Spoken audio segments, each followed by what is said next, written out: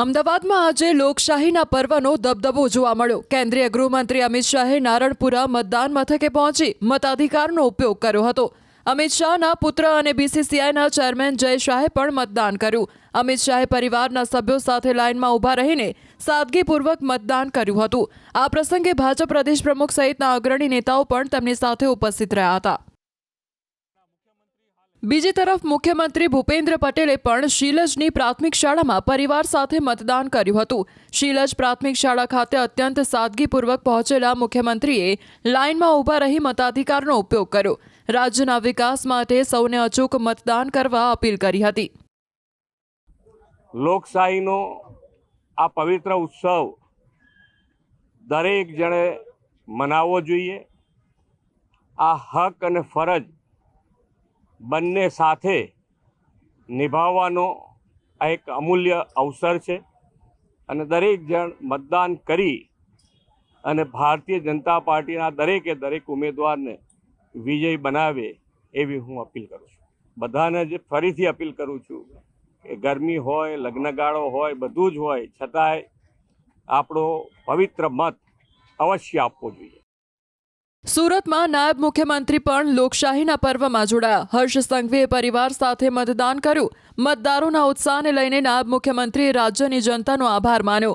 ગરમીમાં કોઈને અવગણતા ન પડે તે પ્રકારનું આયોજન કરાયું। સાથે જ નાયબ મુખ્યમંત્રીએ મતદાન બાદ વિરોધીઓ પર કર્યા આકરા પ્રહાર।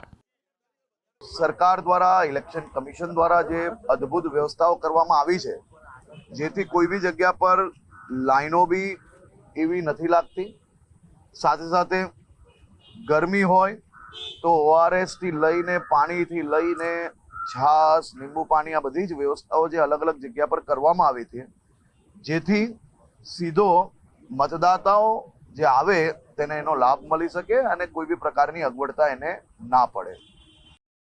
કેન્દ્રીય મંત્રી CR પાટીલે માતા સાથે મતદાન કરી યુવા પેઢી માટે મિસાલ કાયમ કરી। CR પાટીલે લોકોને મતાધિકારનો ઉપયોગ કરવા અપીલ કરી। લોકશાહીને મજબૂત કરવા અને મતદાનની ફરજ નિભાવવા માટે અપીલ કરી। ગુજરાતના વિકાસ માટે, આપણા શહેરના વિકાસ માટે, આપણા દેશના વિકાસ માટે, આ લોકશાહીને મજબૂત કરવા માટે જેટલો મતદાનનો વધુ ઉપયોગ થશે એટલી લોકશાહી મજબૂત થશે। એના પ્રત્યે નિરાશા ન વ્યક્ત કરો, એને ટાળવાનો પ્રયત્ન ના કરો, એ ફરીથી આપ સૌને નમ્ર વિનંતી છે। ખૂબ ખૂબ ધન્યવાદ। ભાજપ પ્રદેશ પ્રમુખ જગદીશ વિશ્વકર્માએ પણ મતદાન કર્યું। સાથે જ નાગરિકોને મતદાન કરવા માટે અનુરોધ કર્યો હતો। સમગ્ર ગુજરાતની અંદર આ લોકશાહીનું પર્વ ઉજવાઈ રહ્યું છે। જે રીતે વિકાસની ભેટ એ દેશના યશસ્વી પ્રધાનમંત્રી માનનીય મોદી સાહેબે ગુજરાતને આપી છે। આ ગુજરાતની 6.5 કરોડ જનતાને આપના માધ્યમથી અપીલ છે કે આપનો મતનો અધિકારનો ઉપયોગ કરી અને વિકાસને જનસમર્થન આપો। આપ ગુજરાતની 6.5 કરોડ જનતા છેલ્લા 25-30 વર્ષથી આ વિકાસને જનસમર્થન આપતી આવી છે। મને પૂર્ણ વિશ્વાસ આગામી દિવસોમાં જ્યારે રિઝલ્ટ આવશે ત્યારે આખા રાજ્યની અંદર 50,000 બૂથની અંદર ભગવો લહેરાવાનો છે। આ તરફ રાધનપુરના વડનગર ખાતે વિધાનસભા અધ્યક્ષ શંકર ચૌધરીએ કર્યું મતદાન। લોકશાહીને વધુ સજાગ તથા પરિપક્વ બનાવવા માટે દરેક નાગરિકને અચૂક અને વધુમાં વધુ મતદાન કરવા અપીલ કરી હતી। પોરબંદરના મોઢવાડા ગામે કેબિનેટ મંત્રી અર્જુન મોઢવાડિયાએ ઉત્સાહભેર મતદાન કર્યું હતું। લોકશાહીના પર્વમાં સહભાગી થવા બદલ ખુશી વ્યક્ત કરી। દરેક નાગરિકે પોતાના મતાધિકારનો ઉપયોગ કરવો એ તેમની નૈતિક જવાબદારી હોવાની વાત કરી।